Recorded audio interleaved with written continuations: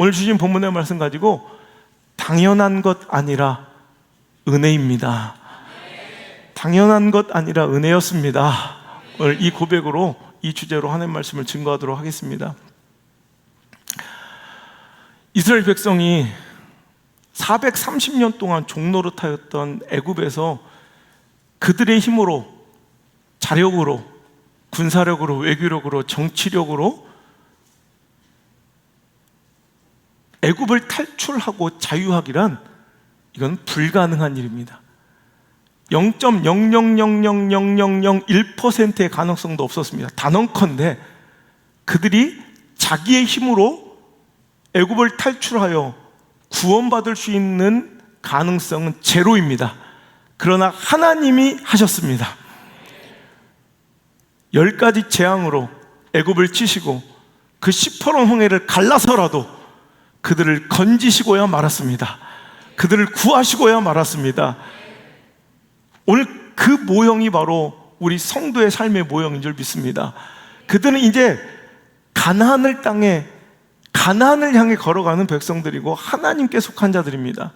방금 전까지는 죄와 사망의 권세 아래 있었던, 즉 애굽에 종속되었던 노예였으나 이젠 자유하여 하나님께서 그들에게 허락하신 가나안 땅을 향해 가는, 여러분, 그래서 그 광야와 사막의 40년은 결코 호락호락하지 않고 부족한 것 투성이고 처량하고 외롭고, 여러분, 척박한 곳인 것은 분명하지만 그들이 그 사막을 딛고 살아가지만 그들이 행복하고 노래할 수 있었던 이유는 그 처지와 환경이 완벽해서가 아니라 그들이 바라보는 것이 천국의 소망 같은 가나안이었기 때문입니다.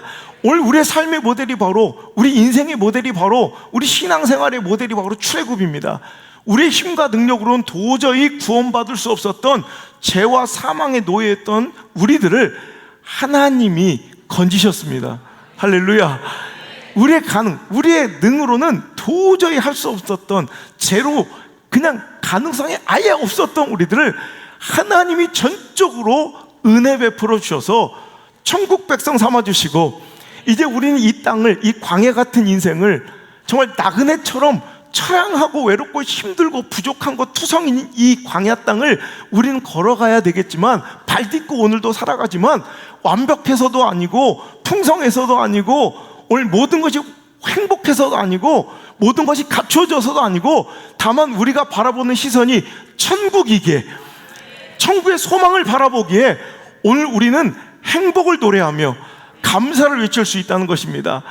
그때 여러분, 광야 생활을 이어갈 수 있도록 하나님께서는, 여러분, 천국을 향해 걸어가고 있는 그 사막을 횡단하고 있는 하나님의 백성들에게 하나님은 그 사막 가운데 완벽한 상황을 보장해 주신 것이 아니라 그 광야 같은, 사막과 같은 인생을 충분히 감당할 수 있는, 충분히 걸어갈 수 있는, 충분히 버텨낼 수 있는 은혜를 주신 거예요. 그게 바로 만나의 은혜예요. 여러분, 그 광야, 아무것도 없는 황량한 사막 한복판에서 장정만 60만 명이요, 또 300만 명 가까이 되는 이런 200~300만 명의 이 엄청난 회중들이 한 번에 먹을 것을 구할 가능성은 전혀 없죠. 그런데 하나님께서는 그들은 걱정할 수 안 해도 됐던 것이 아침마다 이슬이 내릴 때마다 만나가 함께 내려 그들은 그것을 그냥 아무 노력과 수고도 없이 가져다가 절구에 빻고 절구에 찍고 맷돌에 갈기도 해서 음식을 만들어 먹는데 그 맛이 마치 꿀 섞은 과자, 기름 섞은 과자 같았대요. 제가 늘 얘기하는 것이지만, 여러분, 이스라엘의 유대인들의 여러 가지 관용적인 표현 중에서 꿀 섞은 어떤 음식, 또 과자 섞은 맛 같은 어떤 것, 혹은 버터 바른 무엇, 우유 섞은 무엇, 이런 류의 표현들은 정말 그 맛이 난다는 표현이라기보다는 정말 가장 맛있는 음식에 대한 최상의 표현입니다. 그러니까 오늘 하나님께서는 이스라엘 백성들이 그냥 죄와 사망의 권세 아래, 즉 애굽의 노예에서 종속되어 있던 것을 자유하게 구원해 주시는 것으로 그치지 아니하고 그들이 가나안에 들어갈 때까지, 즉 우리가 천국 가는 순간까지 이 신앙생활을, 우리의 인생을, 이 나그네 같은 사막과 같은 이 우리의 삶을 충분히 버텨낼 수 있는 힘과 능력의 은혜를 만나처럼 우리에게 매일매일 공급해 주심을 기억하시길 바랍니다. 그런데 문제는 이거예요. 매일매일 아침에 밤에 이슬이 진영에 내릴 때 만나도 흡족히 내린, 자, 매일매일 흡족하게 누구나 할 것 없이 마음껏 주실 수 있는, 자, 이것이 문제예요. 누구에게나 우리 사람들은요, 아무리 가치 있고 소중한 것이라도, 여러분, 광야에서, 사막 한복판에서 음식보다 더 중요한 것, 물보다 더 중요한 것이 어디 있겠어요? 그런데 그것이 처음에는 너무너무 환희할 만한, 환호성을 터뜨릴 만한 너무너무 행복한 조건의 기적의 산물이었을지라도 그것이 너무 풍족하게, 너무 제한 없이, 너무 조건 없이 부어질 때에는 우리는 절대 그것에 대해서 감사를 유지할 수 없는 족속들이라는 것을 우리는 경계해야 된다는 거예요. 여러분, 만나 없이 그들은 살 수 없었습니다. 만나 없이 그들은 하루도 버틸 수 없는 그런 연약하고 비루한 인생들이었습니다. 하지만 하나님께서 붙들어 주셨습니다. 하나님께서 하셨어요. 그들은 걱정할 필요가 없었어요. 물론 풍족하고 완벽하고 구비된 것은 아니에요. 여러분, 우리가 오해할 것이, 여러분, 우리가 수도 없이 오해하는 것이, 우리가 하나님을 믿고 하나님의 백성이 되니 모든 것으로부터 자유하고 모든 것으로 행복하고 모든 것이 풍족하고 모든 것이 완전하게 갖춰진다 착각하면 안 된다는 거예요. 하나님은 이 나그네 같은 땅, 이 나그네 같은 인생, 우리 가나안 같은 천국을 향해 가는 백성들이 이 사막 한복판에서 호텔 같은 삶을 보장해 주신 것이 아니라, 여러분, 나그네의 삶은 무조건 고대요. 저도 오늘 예배 끝나면 바로 나주에서 집회하고 또 호텔을 바꿔서 또 예도순복음교회 또 금식성회를 또 인도하고 또 이제 주말에나 돌아와요. 여러분, 나그네 생활을 전 매일매일 반복하면 어떤 호텔에도 완벽하게 구비되어 있는 것이 없어요. 항상 이것이 좀 돼 있으면 이것이 부족하고 이것이 좀 채워지면 이것이 좀 서운하고, 여러분, 나그네의 삶은 여러분 완벽할 수가 없는 거예요. 이 우리의 인생, 이 나그네 같은 광야의 삶은 늘 부족하고 늘 처량하고 늘 외롭고 늘 여러분 고통스러운 순간일 테지만, 우리가 소망을 가질 수 있어야 되는 것은 하나님께서는 오늘을, 이 나그네 같은 삶을, 이 광야 같은 인생을, 이 사막과 같은 삶을 버틸 수 있는 힘과 은혜를 반드시 공급해 주신다는 거예요. 근데 너무나도 풍족하게 주시니 문제예요. 너무나도 조건 없이 주시니 문제예요. 너무 제한 없이 주시니 문제였다는 거예요. 만약에 하나님께서 이 만나를 제한을 두셔서 조건을 걸고 주셨다면 그들은 획득할 때마다 감사했을 것 같아요. 제가 늘 하는 얘기지만, 저는 내가 우리 하나님이라면 이들 맨날 감사하며 살 수 있게 만들 수 있어.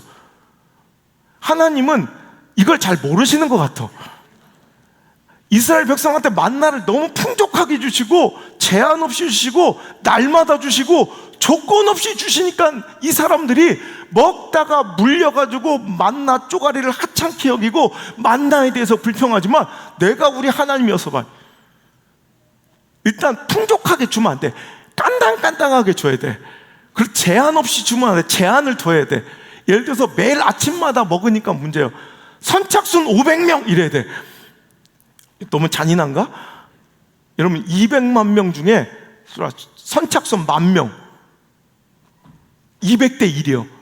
그럼 마지막 9,999번째 들어온 놈 얼마나 환희할까? 와우! 막 세레머니 하고 난리 나요. 여러분, 그 마지막 한 조각 떡 먹는 사람들은 아마 난리 날 거예요. 아니면 12지파 있으니까 4조 3교대로 나눠가지고 여러분 3일마다 한 번씩 먹게 해주는 거예요. 이틀은 꼬박 굶고 3일째 될 때마다 4지파씩만 밥을 먹게 해줘, 만나를. 그러면 먹을 때마다 막 자식들과 함께 어울려서 막 펑펑 울면서 먹을 거예요. 여러분, 3일 금식 해보셨죠? 갈매기의 마음 이해가 되시죠? 새우깡 3조각만 던져주면 영혼이라도 팔겠죠? 여러분, 그럴 때 3일 만에 만나를 먹었으면 그들은 맨날 눈물을 흘리며 감사할 거예요. 근데 우리 하나님 말이야, 매일 제한 없이 주세요. 매일매일 풍족하게 아무 조건 없이 주시니까 이 사람들이, 여러분, 호의도 한 번 주면은, 한 번 베풀어준 호의는 감격해요. 근데 오히려 반복하여 그 호의를 계속 주면 그것을 특권으로 아는, 정말 우리 안에 싸가지 없는 잡족 같은 마음이 있어요. 여러분, 이것을 물리치시길 바랍니다. 그들 중에 섞여 사는 다른 인종들, 성경이 자꾸 이렇게 번역이 개정되어 가면서 멋있게 번역되었는데 저는 옛날에 거칠고 직설적인 원색적인 표현이 더 마음에 들어. 섞여 사는 중단 잡족들이, 잡족. 여러분, 신앙생활의 여정 가운데 무조건 하나님의 백성만 함께 출애굽해서 가나안 땅 가고 있는 그 여정 중에 있는 것이 아니라 그 하나님의 백성들과 섞여 있는 중단 숫자에, 즉 엄청 많은 숫자의 잡족들이 섞여 있다는 것을 잊지 말아야 돼요. 예수님도 말씀하시기를 교회 안에 뭐든지 다 알곡이 아니라 가라지도 있다는 것을 말씀하셨던 것처럼 오늘도 여러분 하나님의 백성의 그 여정은 동일한 것 같으나 여정 가운데 하나님의 백성만 있는 것이 아니요, 가라지도 있고 잡족도 있듯 그들이 하는 일은 탐욕을 품는 거예요. 여러분, 탐욕이 시작돼서 불평이 시작되는 거죠. 여러분, 탐욕, 욕심, 욕정을 탐하는 거죠. 여러분, 욕심과 욕망과 탐욕의 기준이 뭘까요? 얼마까지가 탐욕이에요? 얼마를 내가 어떤 분이 그러더라고요. 저는 욕심 없어요. 한 달에 5천만 벌면 되겠어요. 이러더라고요. 약간 미친 것 같죠? 근데 여러분, 이거 욕심 많은 것 같죠? 근데 어떤 사람은 100억을 원하는 사람이 있고 어떤 사람은 10만 원을 원하는 사람이 있어요. 어떤 게 탐욕이냐는 거예요. 탐욕의 기준은 물질의 기준이 있는 것이 아니라 하나님의 마음과 하나님의 의중의 기준이 있는 줄 믿으시기 바랍니다. 기준이 뭐예요? 하나님이 뜻이에요. 즉 하나님께서 허용하신 것, 하나님께서 허락하신 것까지가 탐욕이 아닌 거예요. 그러니까 오늘도 어떤 사람에게 하나님께서 허락하신 바가 되었다면 100억도 탐욕이 되지 않을 수 있지만 어떤 사람은 10,000원짜리 찔러주는 뇌물 10,000원짜리 하나 받은 것도 탐욕이 될 수 있다는 거예요. 하나님께서 허락하신 것을 여러분 추구하고 바라보는 것이 신앙이고 감사일지며, 오늘도 하나님께 허락지 않은 것에 눈 돌리는 것이 탐욕일진데, 여러분 감사와 불평과 원망은 여러분 그 결과의 차이는 엄청나지만 그 시작은 작은 시선의 차이예요. 결국 감사와 불평은 어떤 상황 조건에서 상황 처지 형편 조건에서 나오는 것이 아니에요. 우리는 상황이 좋으면 감사하고 상황과 처지가 급박하고 열악하면 불평할 것 같지만 절대로 감사와 불평은 상황과 조건과 처지와 형편에서 나오는 것이 아니라 시선에서 나오는 줄 믿으시길 바랍니다. 오늘도 하나님께서 나에게 허락하신 것을 바라보는 것이 감사고, 하나님께서 나에게 허락지 않은 것에 눈 돌리면 탐욕이야. 그 탐욕은 반드시 죄를 낳고 그 죄는 반드시 사망으로 이어져 그들은 엄청난 결과의 차이, 즉 가나안 땅, 하나님께 약속하시고 그들에게 허락하신 가나안을 정복하지 못하는, 취하지 못하는 엄청난 결과로 이어졌지만 그 시작은 오히려 작은 시선에서 시작됐다는 거예요. 작은 시선에서 출발했다는 거예요. 오늘도 하나님께 허락하지 않은 것에 눈 돌린 이 작은 선택 하나에 그 인생이 완전히 무너진 것을 우리가 볼 때, 오늘 여러분 우리가 불평과 원망과 우리의 시선을 너무 소홀히 다루면 안 돼요. 이게 엄청난 영적인 결과가 초래할 수 있다는 것을 우리는 꼭 기억하고, 여러분 우리 마음속에 조금이라도 남아있는, 잔존하고 있는 불평과 원망을 두려워하고 경계할 수 있길 바랍니다. 이 불평과 원망의 씨앗은 반드시 탐욕에서 시작된 것이고요, 탐욕은 잘못된 것을 바라보고 있다는 거예요. 즉 오늘 하나님께서 이 나그네 같은 이 광야를 충분히 버텨내고 견뎌낼 수 있는 뭘 주셨다고요? 만나를 주셨어요. 우리 만나를 보면 돼. 그 은혜를 바라보고 살면 돼. 근데 탐욕을 품은 잡족들은 하는 일이 뭐라고요? 이스라엘 자손도 다시 울며 이르되 누가 우리에게 고기를 주어 먹게 하랴. 광야에서 하나님께 우리에게 허락지 않으신 것, 고기와 생선과 오이와 참외와 부추와 파와 마늘에 눈을 돌리자 탐욕이 시작됐고 불평이 시작됐고 원망이 시작되어 결국에 하나님께서 그들에게 허락고자 하셨던 그 놀라운 축복의 세와 영적 지경인 가나안을 그들은 여러분 정복하지 못하게 되었단 말입니다. 사랑하는 성도 여러분, 오늘 당신은 무엇을 보고 있습니까? 하나님께서 우리에게 허락하신 것, 이미 우리에게 주신 것을 바라보시길 바랍니다. 근데 그것이 너무나 당연하고 익숙해서 이제 만나는 매일같이 내리니 소중하지가 않아. 매일같이 공급되니 그것이 귀한 줄도 몰라. 어느 순간 이것은 특권이 되어버렸어요. 처음에 아무것도 없어서 굶어 죽어야 되는 형편일 때 만나를 보고 그들은 환호하고 감격하고 찬송하고 노래하고 눈물 흘리고 난리가 났던 그 만나가 너무 매일같이 반복되어 풍족하게 흡족하게 내리자 그들에겐 더 이상 이 만나는 감사의 조건과 환희의 조건이 아니라, 대상이 아니라 불평과 원망을 넘어, 나중에 보세요. 민수기 21장 5절 볼까요? 끔찍한 고백이 나옵니다. 민수기 21장 5절. 자, 10장만 뒤로 넘겨서 자, 함께 읽겠습니다. 시작. 백성이 하나님과 모세를 향하여 원망하되 어찌하여 우리를 애굽에서 인도해 내어 이 광야에서 죽게 하는가? 우리 마음에 이 하찮은 음식을 싫어하노라. 이런 끔찍한 고백이죠. 지금 만나 때문에 오늘까지 살아온 인생들, 하나님의 그 은혜 아니면 오늘 우리가 이 자리에 있을 수 없는 자들이, 오늘도 내가 오늘 이 자리에 있는 유일한 이유, 내가 나된 유일한 이유, 내가 누리고 있는 이 모든 것들이 정말 가능할 수 있었던 단 하나의 이유, 하나님의 은혜, 그 기적과 같은 하나님의 선물을 뭐라고 표현해요? 하찮은 음식을 싫어한다. 하찮게 여겨요. 영어 성경엔 detest, 혐오하다라는 표현을 써요. miserable food를, 아니 끔찍한 표현이에요. miserable food, detest라, 혐오한다는 표현까지 쓸 정도로, 여러분 얼마나 하나님께서 주신 이 은혜를 그들이 가볍게 여기고 소홀하게 여김을 넘어서 이제는 뭔가 적대시하고 원망하고 불평하고 있는지, 대적하고 있는지를 우리가 두려운 마음으로 바라보며 오늘도 이 말씀을 거울 삼아야 할 줄 믿습니다. 우리는 없는 것은 되게 크게 보여요. 근데 내게 있는 것은 작게 보여요. 여러분, 제가 귀한 고백 하나 하고 싶어요. 제가 몸이 이제 하루도 쉬지 않고 개척하고 막 너무 몸을 혹사하고 금식하고 또 사역 때문에 하루도 쉬지 않고 제가 막 이렇게 사역을 하다 한계를 느끼는 거예요. 보는 사람들마다 이제 제 건강 상태가 정상이 아님을 2년 전부터 이제 여러분 성도님들도 아시겠지만 이렇게 느끼게 되는 거죠.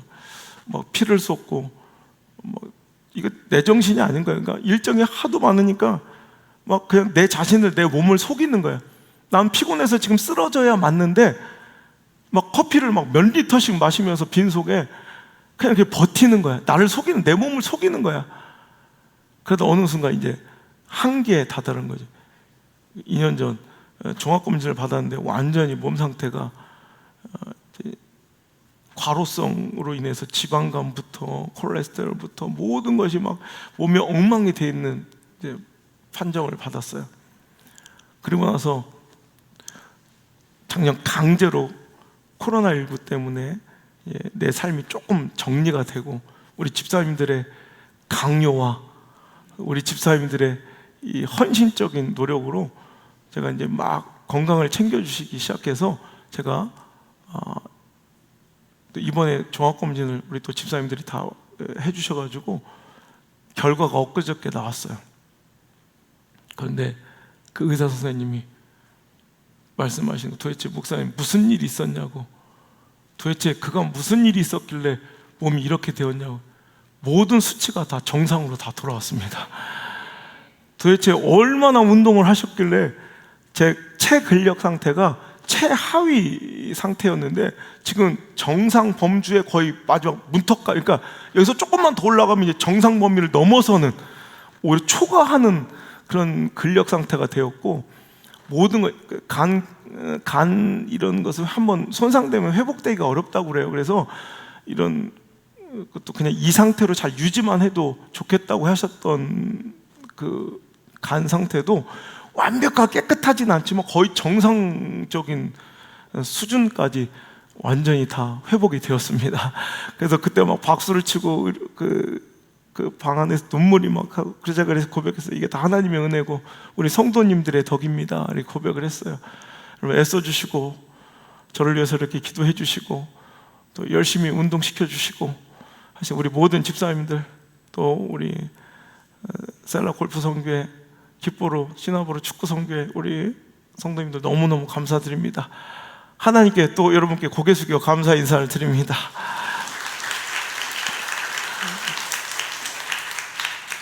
근데 그런 생각을 했어요.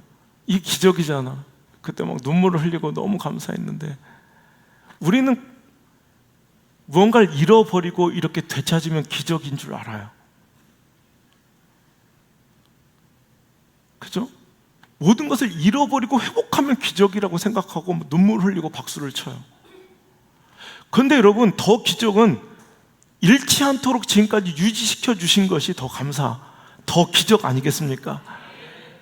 눈이 멀었던, 여러분, 바디메오가 눈을 뜬 것도 기적이지만 그냥 계속 쭉 보고 있는 당신이 더 기적이잖아요.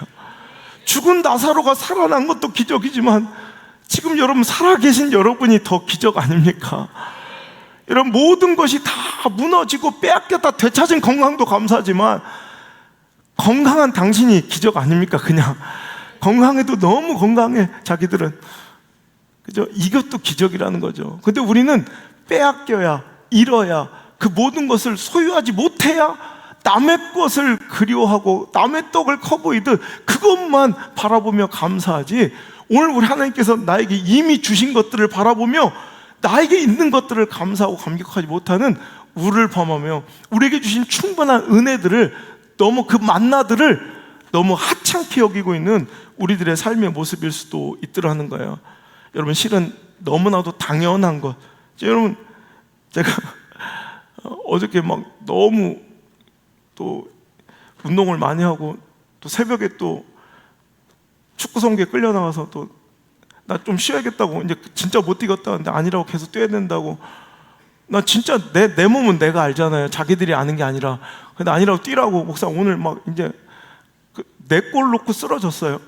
그래서 한의원 실려갔더니 한의사가 진짜 허리를 지금 벌써 지금 의자를 뒤에 갖다 놓고 여차하면 앉으려고 지금 하고 있는데, 한의사가 제 근육을 보더니 도대체 운동선수냐고 그러더라고요.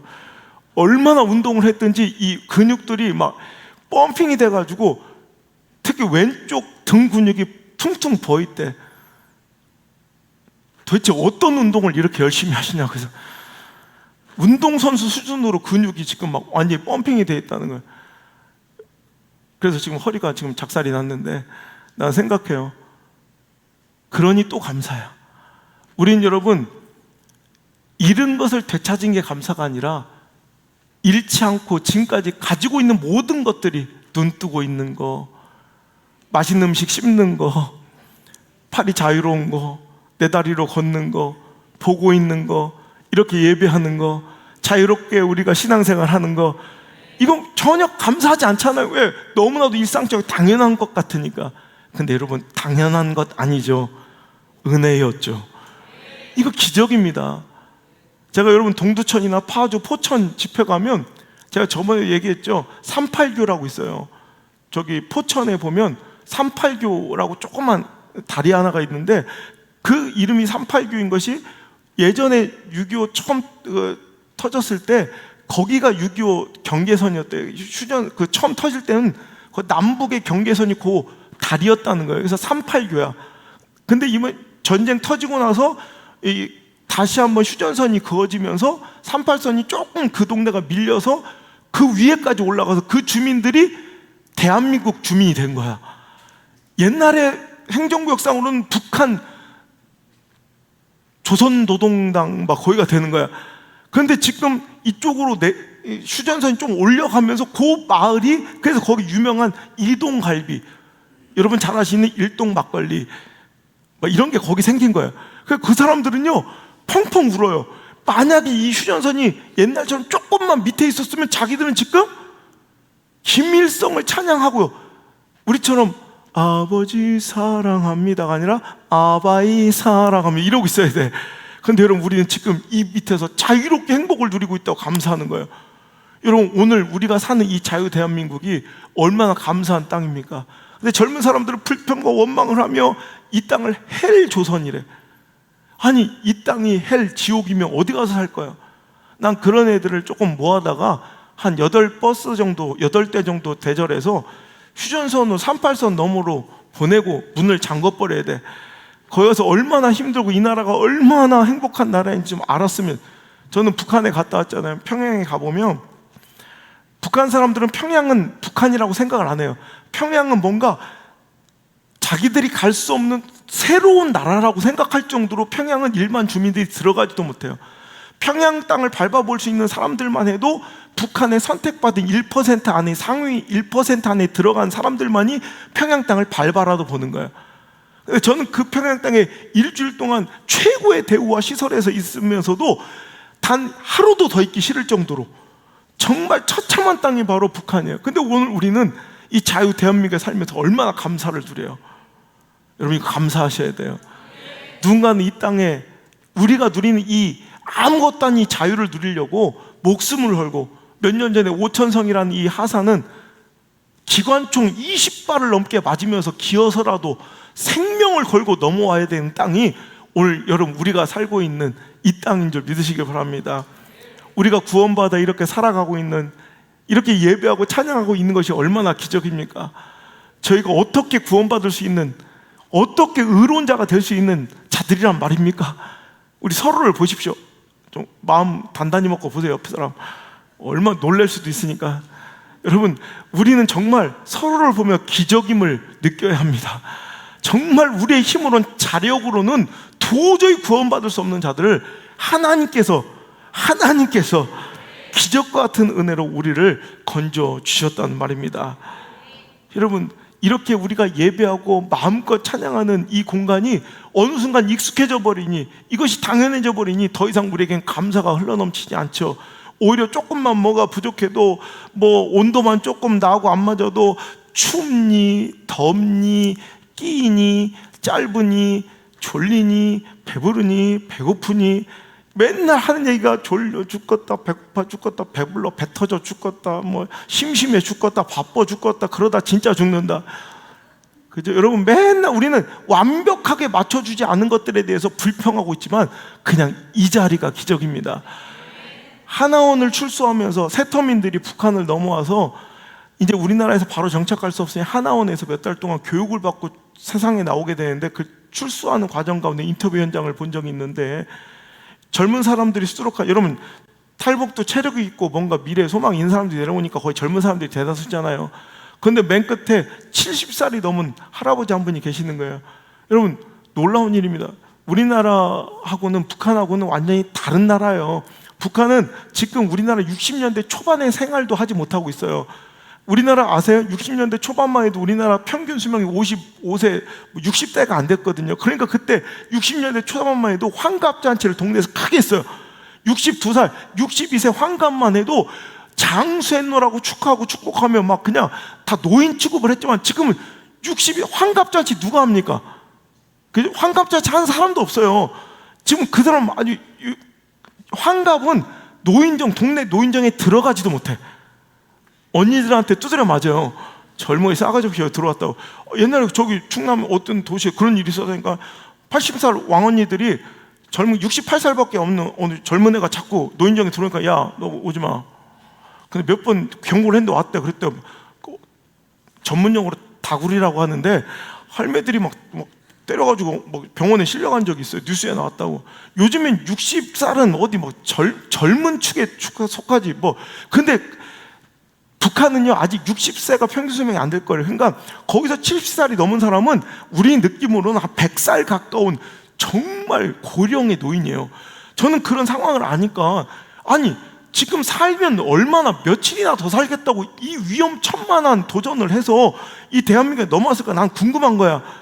다른 사람들은 자유 대한민국의 풍요를 누리러 왔다, 자유를 누리러 왔다 막 얘기를 하는데, 그 마지막 순서가 될수록 난 그 할아버지가 도대체 살면 여기서 얼마나 더 산다고 여기를 오셨을까 궁금해가지고 그 할아버지에게 집중했죠.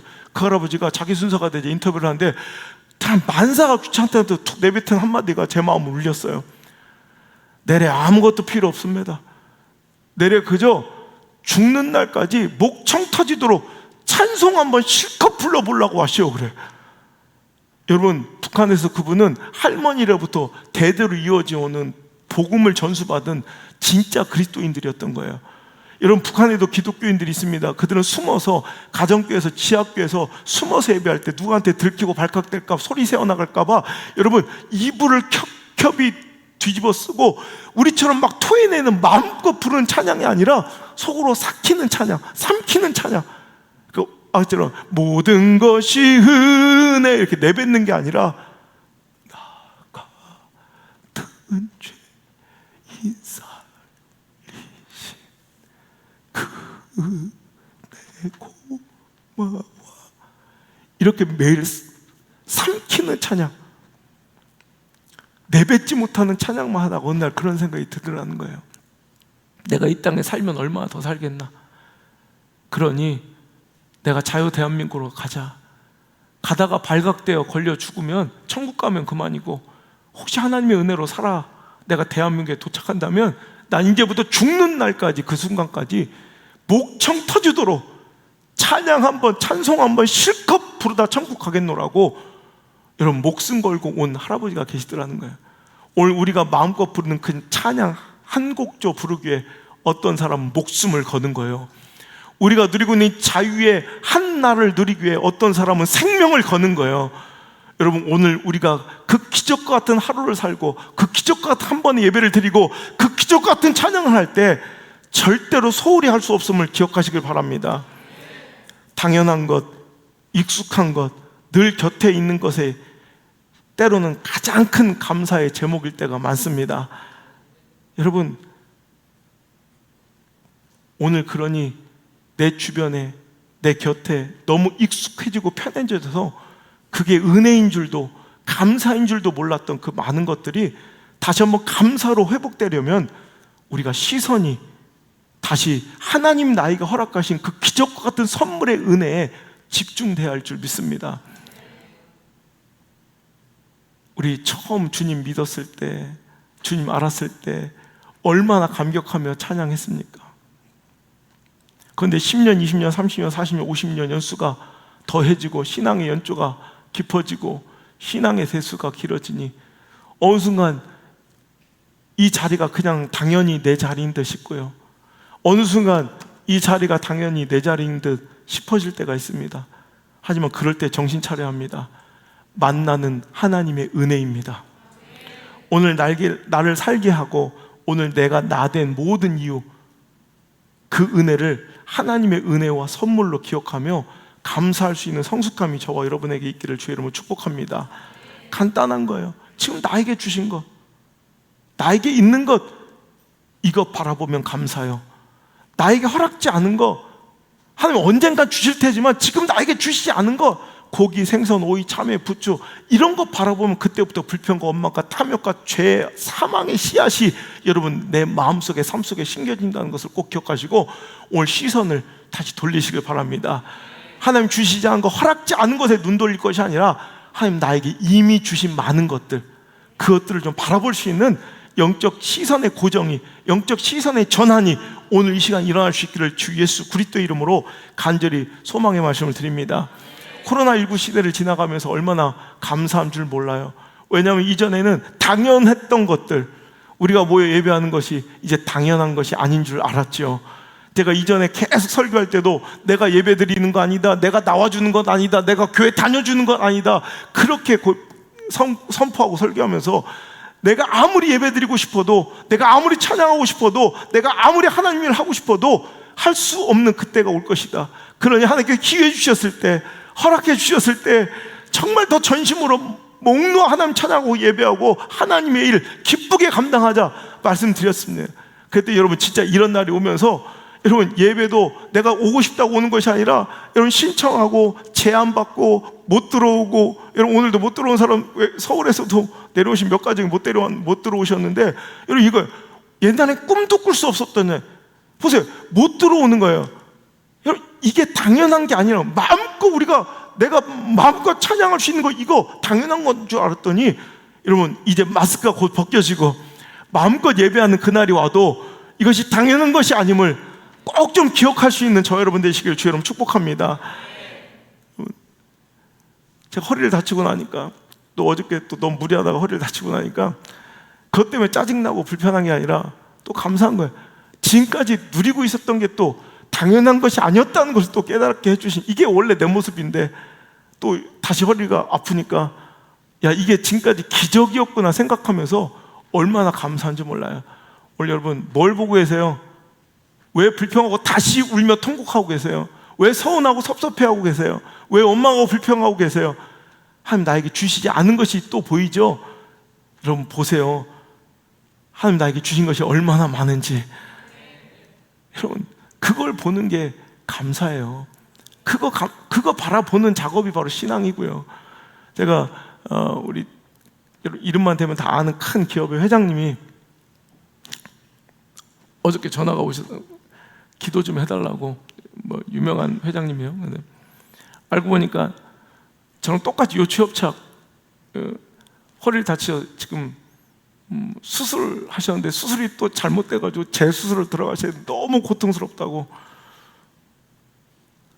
그렇게 돈 많고 그렇게 많은 것을 누리면 뭐해? 아무것도 할 수 없는 그런 상황 속의 통증을, 고통을 호소하는 걸 보면서 우리는 돈은 없지만 허리는 있잖아. 우리는 뭐 쥐뿔 아무것도 없지만 그래도 우리는 건강은 참 다들 건강하다. 여러분 이 건강 가지고 우리 감사하면서 하나님께 할 수 있는 일들, 손가락 하나 움직일 힘만 있어도 하나님 위해서 사시고, 입술 벌릴 힘만 있어도 복음을 전할 수 있는 축복을 누리시며 사시기를 주의 이름으로 축복합니다. 여러분 우리는 네잎클로버를 좋아해요. 네잎클로버. 그래서 새잎클로버가 막 클로버 밭이 있으면 혹시나 행여나 네잎클로버가 있을까 싶어서 쭈그려 앉아서 몇 시간씩 네잎클로버를 찾죠. 왜? 네잎클로버는 행운을 상징하니까.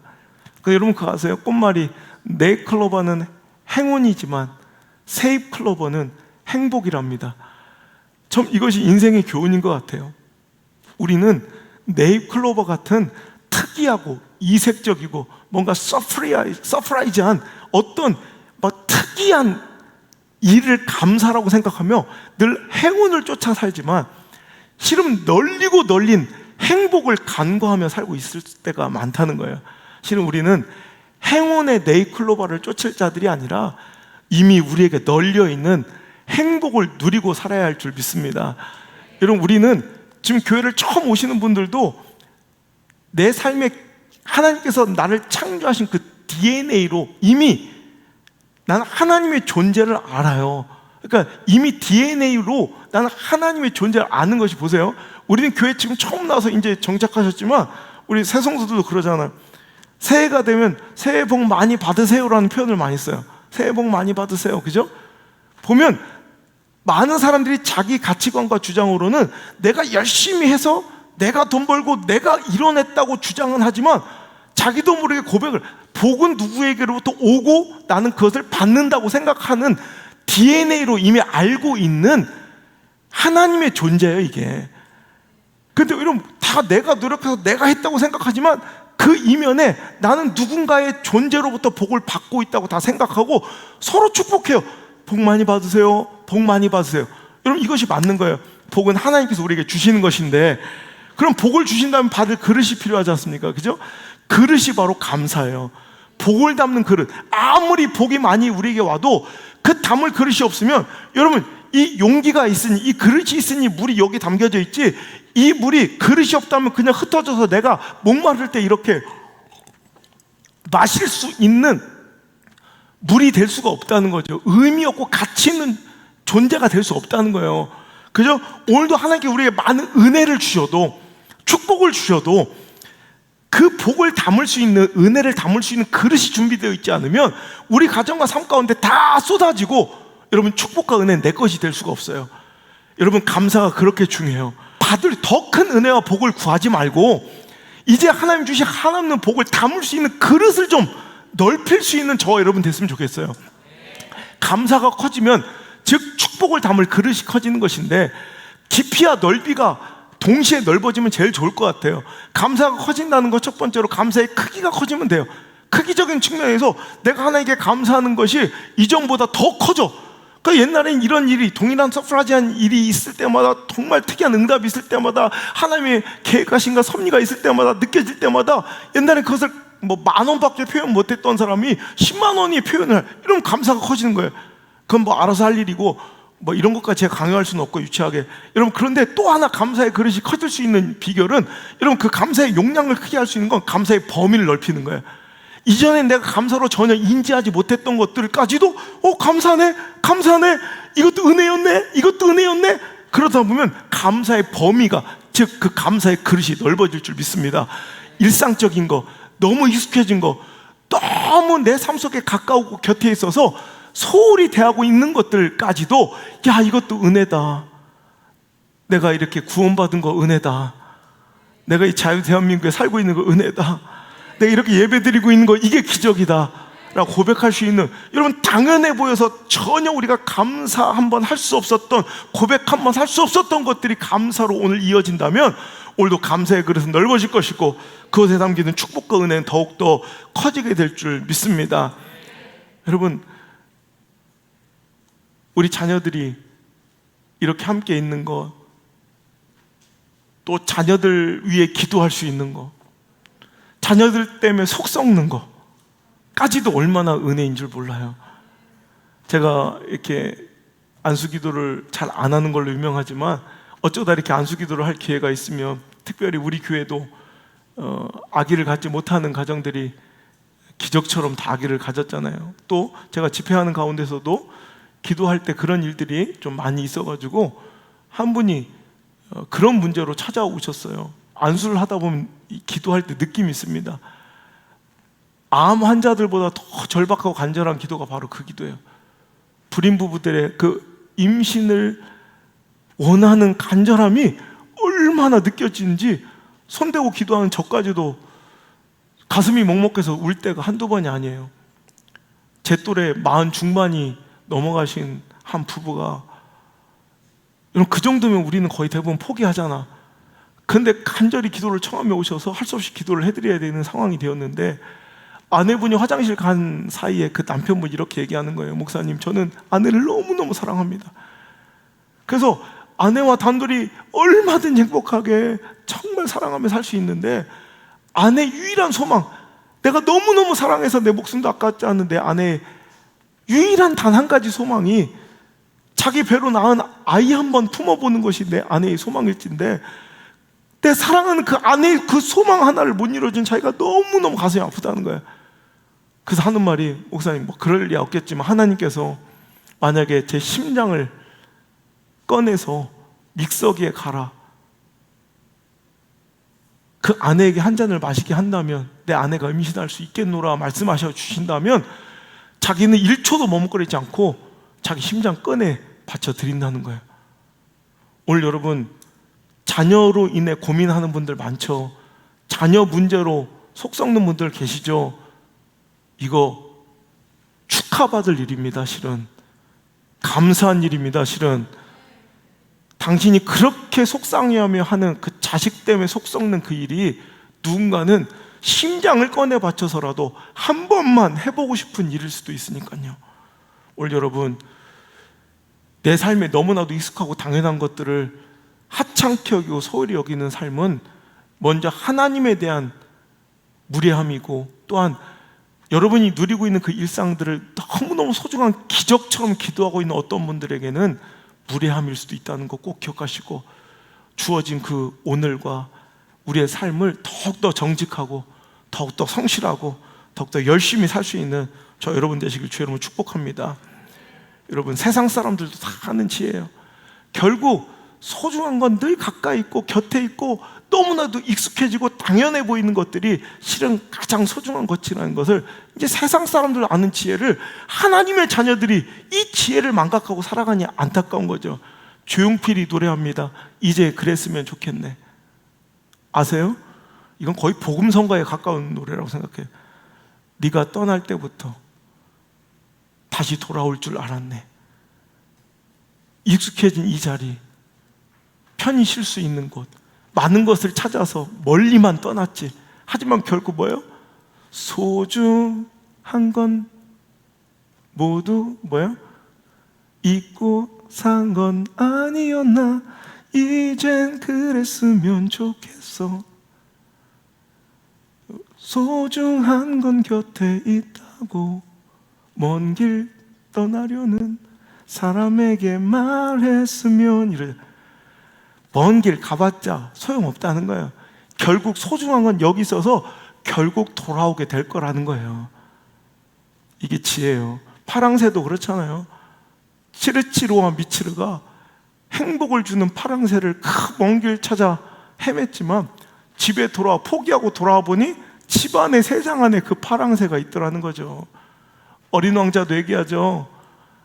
여러분, 결국 소중한 것은 그 수많은 수십만 송이의 장미가 아니라 결국 내가 물 주고 내가 덥게 씌워주고 때론 투정과 정말 그 불평소리 다 들어주고 내가 키운 나에게 의미 있는 그 장미 한 송이와 바꿀 수 없다고.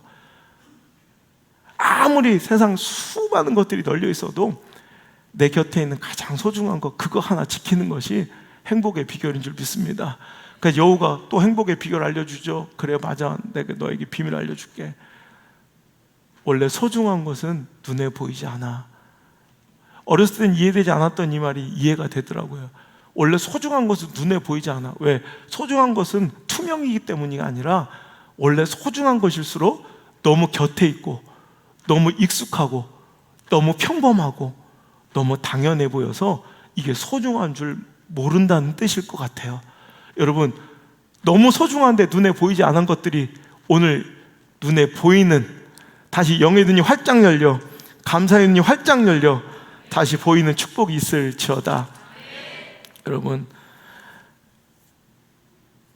그 평범하고 당연한 것을 잃어야 우리가 그 가치를 알고 그때서야 뼈저리게 후회하는 그런 후회의 반복을 이제 하지 말고 정말 감사함으로 소중함으로 은혜를 은혜로 인지하는 영적 지혜와 성숙이 우리에게 있길 주의 이름으로 축복합니다. 저는 지금도 그래요. 나 같은 것이 어떻게 이렇게 하나님의 자녀가 되고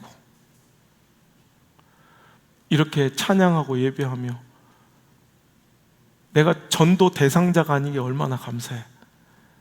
오늘 수많은 거절을 당하고 무시를 당하면서도 내가 전도자니 얼마나 감사해. 여러분, 그쵸? 내가 전도하다가 거절당하고 실패해서 가슴 아프기도 하지만 실은 거꾸로 생각하면 이거는 여러분 살고 죽는 문제, 북한 땅 100년 살고 마는 이런 문제가 아니라 영원히 살고 죽는 문제잖아. 그런 가운데 나는 복음을 전하는 자가 되었다는 게 기적 중의 기적입니다. 저는 세상에서 가장 행복한 목사라는 표현을 많이 쓰는 것이 환경과 상황의 문제가 아니죠. 뭐 더 큰 대형교회에서 담임 목사 청빙이 있지만 그런 환경, 상황, 처지, 형편이 저의 행복의 근원이 아니라 저는 진짜 하나님께서 저에게 허락하신 이 영혼들이 저에겐 이미 과분하고 충분한 것 같아요. 그래서 하나님께 기도해. 하나님, 저는 이것이면 충분합니다. 제가 목자로서 내 양들이 신음하고 아파하고 병들었을 때 그 신음소리를 못 듣는다면 그게 목자였겠습니까? 제가 볼 때 제 영성과 제 깜냥은 이 정도의 교인이 저한테는 딱 적당한 것 같습니다. 그러니 내 울타리 안에 아무 양이나 넣지 마시고 내 양이 아니라면 목자는 양을 알고 양은 목자를 알아. 목자는 내 양을 위해 목숨을 걸 테니 내 양이 아닌, 그래서 내 양에게 쏟아질 관심과 사랑과 눈물과 내 꼴을 그냥 함께 취하는 자들 없도록, 내 수준이 이만큼밖에 안 되고 새로운 양들이 막 이렇게 출산해서 태어나니 그 양들을 더 잘 돌볼 수 있게 내 양이 아닌 다른 양들이 있다면 다른 우리로 좀 옮겨주세요라고 기도를 하며 이 70일 감사 프로젝트를 시작한 거예요. 실은 사랑하는 성도 여러분, 무엇을 보고 계십니까? 저는 기적 아니겠습니까? 당신은 기적 아니겠습니까? 오늘 우리가 구원받아 이 자리에 있는 것이 우리 모두가 다 기적인 줄 기억하시길 바랍니다. 이렇게 마음껏 예배하고 찬양하는 것도 감지덕지인데 이 예배 공간이 그냥 예배 공간이 아니잖아요. 수많은 사람들이 흠양하고 정말로 달려오고 싶은 이 교회에 우리가 마음껏 예배할 수 있다는 것, 이것도 감사인 줄 믿습니다. 제가 지난주에 있었던 일만 고백할게요. 제가 지난주 예배 마치고 지난주 대구로 집회 갔다가 이제 막 사인을 하고 있는데 한 분이 예쁜 이게 자매님이 너무 나이도 어려요. 이렇게 예쁜 자매님 한 분이 어머니 아버지랑 같이 오신 거예요. 그랬더니 이제 사인을 받으시고 우선 사진 좀 한 장 찍을 수 있나요? 그러시라고 그래서 사진을 이렇게 찍어 드렸어요. 근데 그분이 고백하시는데 내가 막 너무 감격스러웠어요. 그분이 목사님 실은 제가 그 나이 어린 그 자매님이 말기 암, 4기 암 선고를 받으시고 투병 생활을 해오셨다는 거예요. 그 과정이 너무너무 고되고 힘들고 정말 너무너무 고통스러워서 포기하려고 했을 때 우연히 듣게 된 안성 목사님 설교, 우리 교회 예배 이 실황, 이걸로 매일매일 말씀을 들으면서 버텨내서 지금 회복되었노라 찾아오신 거예요. 저는 얼마나 감사했는지 몰라요. 제가 그걸 보면서 이런 생각했어요. 그냥 우리가 이 자리에 있는 것이 은혜고 기적입니다. 마치 우리는 수많은 미디어 성전 가족들, 10,000명이 넘는 이 미디어 성전 가족들, 우리가 어떤 상황 처지 형편인지 알지 못하지만 그 미디어 성전 가족들에게 은혜를 공급하고 흘려보내주는, 여러분, 거룩한 영적인 은혜의 저수지임을 잊지 않길 바랍니다.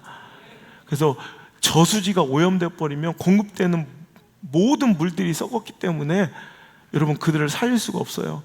우리가 더욱더 예배 1시간 한 자락을 더욱더 소중하게 여기고 더 순결하게 잘 지켜서 이 은혜의 물줄기가 여러 군데로 공급되어 수많은 생명을 살릴 수 있는 그 근원지가 될 수 있도록 우리가 더 열심히 신앙생활하고 예배를 지킬 수 있기를 간절히 바랍니다.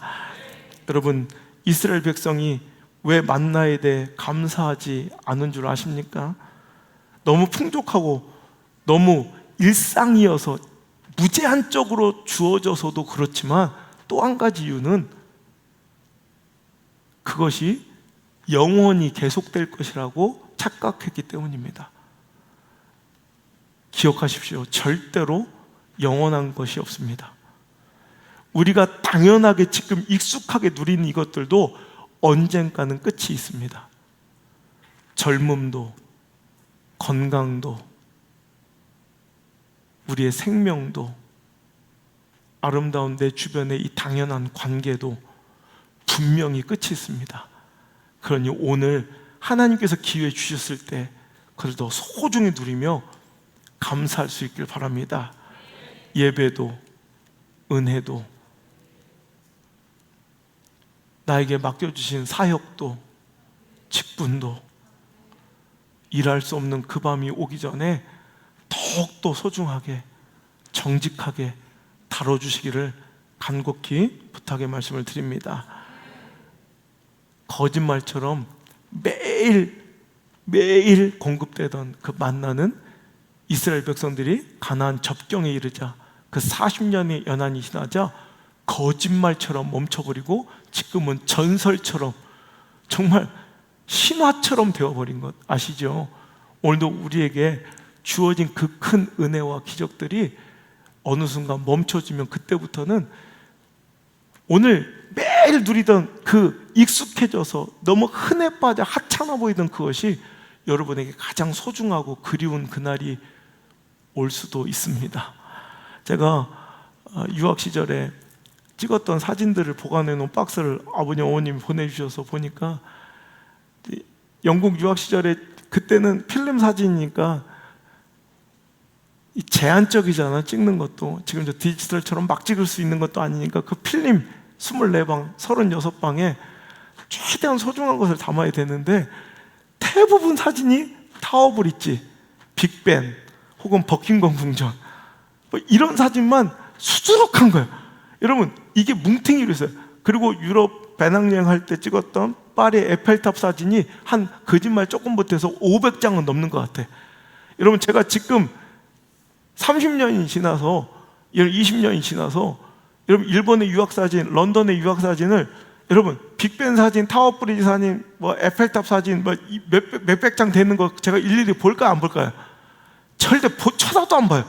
그때는 그게 너무 스페셜해가지고 그거는 반드시 그게 가장 소중한 건 줄 알고 찍어놨는데 지금은 아무 의미가 없어진 거예요. 볼 필요도 없는 거예요. 지나고 나니까. 실은 가장 그립고 보고 싶은 사진은 뭐냐면 매일매일 답습되고 반복되던 흔해 빠진 일상들. 그 사진 중에 제 시선을 탁 붙들어 놓고 한 10분 동안 시선을 뺏어가서 떠나지 못하게 했던 사진이 뭐냐면, 내가 빨간 앞치마를 두르고 초췌한 모습으로 이렇게 고무장갑 노란 걸 끼고 이렇게 있는 사진이야. 그게 뭐냐면, 제가 유학 시절에 이제 접시 닦기로 들어가서 일했던 그 주방의 풍경인데, 그 빨간 하얀색 이제 그 줄무늬가 있는 빨간 앞치마가 제 전용 앞치마였거든요. 그걸 입고 1년 동안 일했는데, 거기는 나한테는 매일 반복된, 일어나면 가기 싫은, 매일매일 가야 되는 그 일터가 실은 소중할 것 하나도 없고, 뭐 내일 눈 뜨면 또 볼 건데 뭐 아무런 소중한 가치를 못 느껴서, 사진도 그 사진 어떻게 찍혔는지 몰라. 하여튼 무슨 이유로 어떻게 그 옆에 있는 종업원하고 함께 찍은 빨간 그 앞치마 사진을 본 순간적으로 그 영국에서 썼던 그 전용 세제 있어요, 퐁퐁. 그 영국 세제 냄새까지 기억이 나면서 눈물이 핑 도는 거야.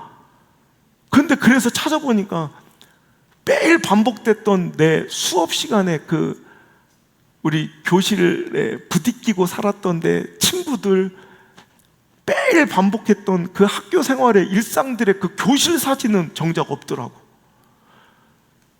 또 한 장이 내 마음을 탁 붙들었는데, 내가 돈을 누구한테 빌려주고 완전히 거지가 돼가지고 사기치고 도망치는 바람에 내가 갑자기 하숙집에서 나와야 되는 상황이 돼서, 아주 볼품없는, 막 진짜 지금 생각하기도 싫을 정도로 허름한 자취집 한 칸에 인도 사람이 주인인, 너무 추운 그 런던의 그 쌀쌀한 날씨 속에서도 라디에이터도 제대로 안 켜주고, 침대는 막 허리 부분이 꺾여가지고, 그래서 지금 내 허리가 아플 수도 있어. 자고 일어나면 허리가 너무 아픈 거야. 이게 눈으로 보여요. 이렇게 허리가 이렇게 쑥 파져 있는 게. 그런데 내가 맨날 바꿔달라고 그러면 no problem, no problem. 저야 no problem이지만 내가 프로블럼, 내 허리가 프로블럼이야. 근데 맨날 거기서 고향이 그립고 따뜻한 내 집이 그립고 엄마의 김치찌개가 그리워서 밤에 막 눈물을 흘리면서 하루하루 자야 됐던 그 침대, 그 아주 막 벌레가 나오던 그 하숙집 방 한 칸, 나도 슬퍼서 울고 있으면 침대도 같이 울어주는, 나도 울고 있으면 걔도 스프링이 끊어져가지고 같이 걔도 울고 나도 울었던 그 침대 모서리가 딱 찍혀있는 사진이 한 장 있는데, 그 사진을 보면서 얼마나 감격했는지. 왜 이런 사진들을 안 찍어놨을까? 지금 내가 다시 유학 시절로 돌아가면 그런 일상의 사진들을 좀 찍어놓고 싶은데 그런 사진은 없는 거예요. 여러분, 우리도 이런 실수 자주 해요. 우리 삶에 매일 반복되는 당연하고 익숙해진 것들은 소중하게 여기지 않고, 맨날 여러분 에펠탑이나 빅벤만 찍어놔라, 나중에 후회한다. 진짜 소중한 건, 여러분 한번 옆에 보세요. 우리 서로 이 장면이에요. 그냥 특별할 것 한 개도 없는, 너무 당연해서 무덤덤한, 늘 그 자리에 있을 것 같은 그 사람들. 그냥 언젠가 끝이 있어요, 반드시. 그러니까 오늘 우리 너무 막 스페셜한 것만 찾지 말고, 너무 조용필 씨의 말씀처럼 많은 것을 찾아 멀리만 착 떠나지 말고, 소중한 건 늘 곁에 있다는 걸 기억하시고, 이 너무나도 익숙하고 당연한 이 평범한 이 모습들을 내 마음속에, 내 눈 속에 여러분 소중히 저장해 두시기를 주의 이름으로 소망합니다. 성숙이 뭘까? 신앙의 성숙을 좀 이뤘으면 좋겠는데, 성숙은요, 결국 아무리 풍족하고 아무리 곁에 있고 아무리 널브러져 있어 소중한 걸 소중하게, 가치 있는 걸 가치 있게 대접하고 다뤄주는 게 성숙한 거예요. 이게 없는 사람이 미성숙이에요. 여러분, 그래서 선진국들 보면 뭘 저런 것을 아끼고 보호할까 싶은 것들을 아껴요. 제3세계 국가나 후진국들을 보면 그런 거에 대한 소중함이 몰라. 여러분 보세요. 제3세계 국가나 후진국들이 공기의 소중함 알아요, 몰라요? 태양의 소중함 알아요, 몰라요? 물의 소중함 알아요, 몰라요? 전혀 그런 거 관계없이 살아요. 그런데 선진국으로 갈수록 지금 선지국이 물이 모자란 게 아니잖아요.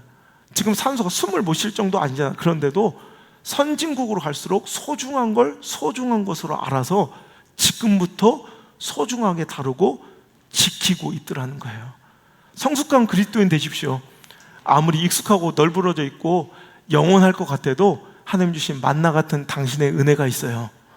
그걸 소중한 걸 소중하게, 가치 있는 걸 가치 있게 그렇게 대접하고 다룰 수 있는 멋진 성숙이 저 여러분에게 소유되기를 간절히 바랍니다. 여러분, 제가 일전에도 한번 설교했던 적이 있는데 제가 집회 중에 이제 집회를 마치고 호텔에 들어와서 이제 막 공부를 하다가 새벽 2시쯤 제가 좀 적적하니까 항상 이렇게 TV를 틀어놓는데, 근데 BBC 뉴스가 이렇게 나오고 있는데 그 뉴스 한 토막 한 꼭지가 오늘 이 설교의 시작점이 되었어요. 네. 그 뉴스의 내용인즉슨 영국의 에버든이라는 도시의 한 대학에서 있었던 일인데, 그 대학의 한 박물관에 미술 전시회 전람회가 열린 거예요. 그래서 작품들을 전시하고 있는데 그 대학 다니고 있는 22살의 학생 한 명, 이름이 고든인가 그랬던 것 같은데, 학생이 그 전시회를 이렇게 구경을 갔다가 무료하고 재미가 없으니까 장난을 친 거야. 제가 방금 전에 노점에서 산 1파운드짜리, 그러니까 2,000원 정도 되는 파인애플을 들고 있다가 그냥 장난기가 발동해서 이 비어있는 전시대 있죠, 작품대가 다 차있지 않고 몇 개 비어있는 전시대 가운데 지가 방금 전에 산 파인애플을 올려놓은 거야. 그리고 나서 이제 구경을 했던 거죠. 근데 방금 전에 지 손에 들려있던, 비닐봉지에 들려있던 파인애플이었는데 사람들이 그것도 모르고 말이야, 여기 전시대에 올려놓은 이 파인애플을 사람들이 이렇게 모여가지고 이렇게 구경을 하고 있더라고요. 이렇게 관람을 하고 있더래. 그래가지고 너무 재미가 있어서 흥미로워서 그냥 그걸 두고 집으로 가버렸대. 그래서 그 다음날 다시 그 박물관 어떻게 됐나 와봤더니 놀라운 장면을 목도하게 된 거예요. 그래서 이 비어있는 이 작품대 위에 파인애플 자기가 올려오는 그 파인애플이 그대로 있는데 그 위에 아크릴판으로, 유리관으로 보호관이 이렇게 쓰여 있더래요. 그리고 큐레이터들이 옆에서 작품 설명을 열심히 하고 있는 거야. 그러니까 그 이야기를 자기 지도 교수님한테 가가지고 이제 재밌게 해준 거죠. 아, 이런 일이 있었다고. 그러니까 그 지도 교수도 호기심에 가봤다는 거예요. 그랬더니 진짜로 그 자기 제자의 말과 같이 이 파인애플이 이렇게 있는데 거기다가 이제 아크릴로 보호대까지 있고 큐레이터가 막 작품 설명까지 하고 있으니까 교수님이 장난기가 많아서 물어봤다는 거예요. 장난스럽게. 아, 이거 내가 볼 때 그냥 파인애플 같은데, 평범한 파인애플 같은데 이게 무슨 작품이냐고 그랬더니 그 큐레이터가 그 교수님을 세상 무식하다는 표정으로 그런 말 말라고, 이게 어찌 이게 파인애플로 보이냐고, 이게 얼마 작가의 심혈이 기울인 이 가치가 담겨있는 얼마나 멋진 작품인데 그것도 모르냐고 막 이러면서 설명하길래 그 교수님이 실은 이거 내 제자가 어저께 장난으로 올려놓은 1파운드짜리 파인애플이다 그랬더니 그럴 리가 없다고 막 난리를 치더라고요. 그래서 박물관장까지 내려오게 됐고요, CCTV를 돌려본 결과 정말로 그게 그 학생이 올려놓은 파인애플인 게 발견이 된 거야. 그러자 갑자기 얼마 전까지, 방금 전까지 막 되게 멋진 작품이라고 그렇게 했던 그 주제식 갑자기 이 아크릴판을 열더니 갑자기 이 파인애플 쓰레기통에 팍 버리더래. 여러분 보세요, 너무 재밌지 않아요? 방금 전까지 손에 들려있던 아무 특별할 거 없었던 이 파인애플도 어떤 관점으로 보니까 작품처럼 보이기도 하더라는 거야. 또 방금 전까지 작품 대접을 받으며 소중히 다뤄졌던 어떤 것이 또 어떤 관점으로 보니까 쓰레기통에 처박혀야 될 무가치함이 될 수도 있더라는 거예요. 여러분, 우리의 인생이 그래요. 별 볼일 없고 특별할 거 없어 보이는 내 삶에 들려있는 이 행복들이 어찌 보면 가장 소중한 내 인생의 재산일 수도 있고요. 내가 평생 이것만 쫓고 살아가면 행복일 줄 알고 미친 듯이 그것만 바라보고 살았던 것들이 어떤 날이 오면 아무짝에도 쓸데없는, 가치 없는 쓰레기통에 처박혀야 될 무가치한 것이 걸 깨닫게 되고 후회하는 인생들이 있다는 거예요. 그 미술 전람회 전체 주제가 글쎄 우연히도 Look Again이었다는 거예요. Look Again. 다시 한번 보십시오. 오늘 우리의 인생이 이 교훈으로 사야 할 줄 믿습니다. 다시 한번 보십시오. 그것이 정말 볼품없고 하찮은 것인지, 그리고 다시 한번 보십시오. 그게 당신이 그 행복을 팔아가며 그 소중한 대가를 지불해가며 얻어도 좋을 만한, 평생을 쫓아도 좋을 만한 진짜 가치인지. 여러분, 좋은 선택 많이 하셔서 불평과 원망이 아닌 감사를 선택하셔서 인생의 승리를, 후회 없는 선택, 후회 없는 인생을 사시는 저 여러분 되시길 주의 이름으로 축복합니다. 제가 한 도시의 연합성회를 이렇게 인도하다 보면 그때 아다리가 딱 맞아서 그때 선거 기간이 겹칠 때가 있어요. 그러면 연합성회니까 사람들이 많이 오니까 그때 각 당에 출마했던 후보들이 꼭 참석을 해서 이제 여기 앉아 있어요. 유명한 정치인들도 계시고 어떤 데는 지금 유명을 달리하신 분도 제가 많이 만나고 그랬는데, 그때마다 제가 이제 강사니까 예배가 끝나면 이렇게 앉아서 같이 다과 시간을 가질 때 제가 꼭 이 얘기를 해줍니다. 저도 정치외교학을 공부했지만 실은 가장 잔인하고 가장 많은 대가를 지불해야 되는 것이 정치인 것 같습니다.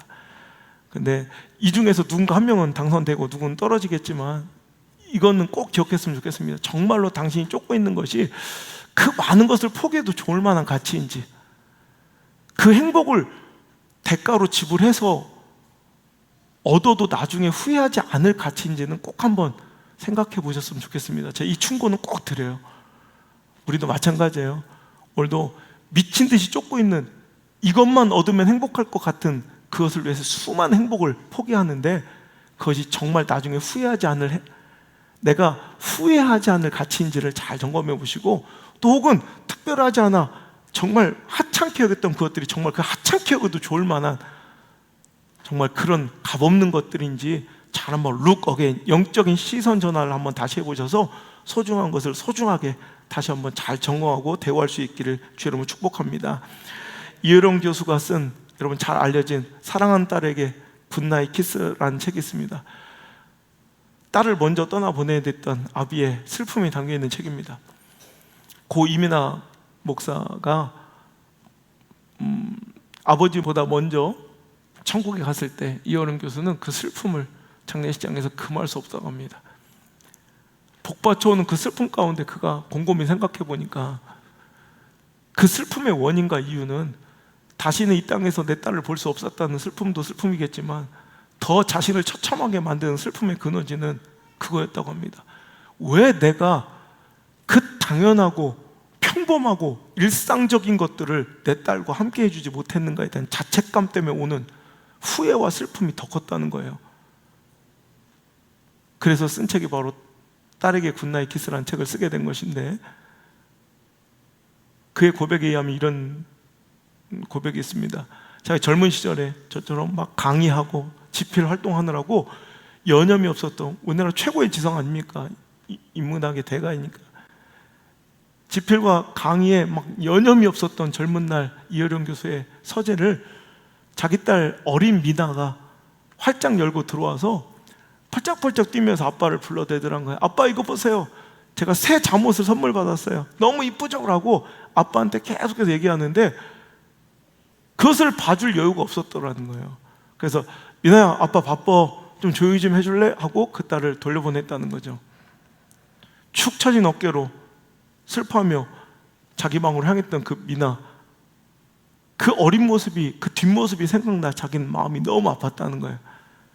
그래서 지금 그 이혜령 교수는 하나님께 고백하기를, 하나님께서 나에게 더도 필요 없다, 기적과 같은 30초만 주시라 이거예요. 하나님께서 나에게 기적과 같은 30초만 나에게 선물해 주시면 나는 조금도 머뭇거리지 않고 조금도 주저하지 않고 그냥 어린 딸 그 미나의 방으로 곧장 달려가겠대. 그래서 그때 너무나도 언제나 할 수 있었고 아무 때나 할 수 있다고 생각하며 실은 한 번도 못했던, 실망하며 잠들려 하는 그 딸의 이마에 굿나잇 키스를 해주며, 사랑하는 딸 미나야, 아빠가 너 얼마나 사랑하는 줄 알지? 우리 딸 잠옷 너무 예쁘네. 딸아 잘 자, 아빠가 사랑해, 이 말 한마디만 해주고 싶다는 거예요. 사랑하는 성도 여러분, 오늘 우리 삶 가운데 아무 때나 할 수 있고 언제든 할 수 있을 것 같아 뒤로 밀어놓고 있던 수많은 행복들 있지 않습니까? 나중에 먼 훗날 언젠가 어느 날이 오면 후회하며 가슴을 칠, 오늘 선택해야 할, 오늘 표현해야 할 그 감사와 사랑과 행복의 고백이 있더라면 오늘 당장, 지금, 더 늦기 전에 오늘 그 감사와 그 사랑을 표현하시는 성숙하고 지혜로운 사랑하는 성도들 되시기를 주의 이름으로 축복합니다. 나중에 후회하지 않기 위해서 말입니다. 모든 것이 하나님의 은혜였습니다. 만나 같은 하나님의 은혜를 누리며 오늘까지 살았는데 어느 날 만나가 너무 익숙해져서, 너무 많고 풍족해져서 당연한 줄 알다가 불평하며 원망하며 하찮은 것이 되어버렸습니다. 하지만 하나님 우리를 버리지 않으시고 우리를 포기하지 않으시고 잃었던 그 만나의 소중함과 잃었던 그 은혜의 감격을 회복시켜 주시니 감사합니다. 오늘 모든 것이, 그 당연해 보이던 모든 것이 하나님의 은혜였음을 기억하며 하나님께 감사할 때 이 감사를 주여 받으시고 저희들의 모든 염려와 걱정, 근심과 불안을 거두어 주시고 이제 소망만 저희들의 마음에 가득하게 하시며, 비록 우리가 이 나그네 같은 인생, 이 광야 같은 삶 속에 발 딛고 살아가지만 멋지고 당당하게 소풍처럼 이 땅 살다가 당당하고 멋지게 천국 가는 하나님의 백성들 될 수 있도록 인도하여 주옵소서. 탐욕이 불평과 원망이 되고 죄가 되고 사망이 되는 것을 알았습니다. 내 마음속에 작은 섭섭함과 불평, 원망도 몰아내게 하시고 감사를 회복하여 하나님께서 더 큰 감사를 주어도 좋을 만한 축복의 그릇을 마련하고 준비하는 지혜로운 성도들 다 될 수 있도록 인도해 주옵소서. 오늘도 전국 각지에서 함께 예배하는 수많은 우리 미디어 성전 가족들을 기억하여 주시고, 어떤 상황 처지 형편인 줄 주님께서는 아시오니 그들의 가장 적당한 위로와 사랑과 지혜와 이끄심과 인도를 공급하여 주셔서, 비록 오늘의 삶이 사망의 음침한 골짜기 같을지라도 나의 목자 되신 여호와 하나님은 절대로 실수치 않으시고 절대로 실패가 없으심을 믿으시고 오늘도 끝까지 전진하여 keep going, 끝까지 버티고 살아내고 견뎌내서 하나님이 허락하신 푸른 초장을 맛보게 하여 주시고 쉴만한 물가를 누리게 하여 주옵소서. 오늘 자리에 함께 예배하는 모든 성도들 더욱더 순결한 은혜의 저수지를 우리가 만들어내게 하셔서 더 많은 은혜를 전국 각처로, 세계 각지로 공급할 수 있는 영적인 은혜의 저수지가 될 수 있도록 축복하여 주옵소서. 이제 감사를 회복하고 돌아가며 잊고 있었던 그 모든 감사를 다시 한번 누리기로 소망하는 모든 성도들에게 예수님의 그 따뜻한 은혜와 하나님 아버지의 그 깊으시고 이해 못할 사랑과 성령님의 인도하심과 보호하심의 따뜻한 손길이 1초도 떠나가지 마시고 1초도 떠나지 마시고 영원토록 함께 머무시기를 간절히 또 간절히 축원하옵나이다. 아멘.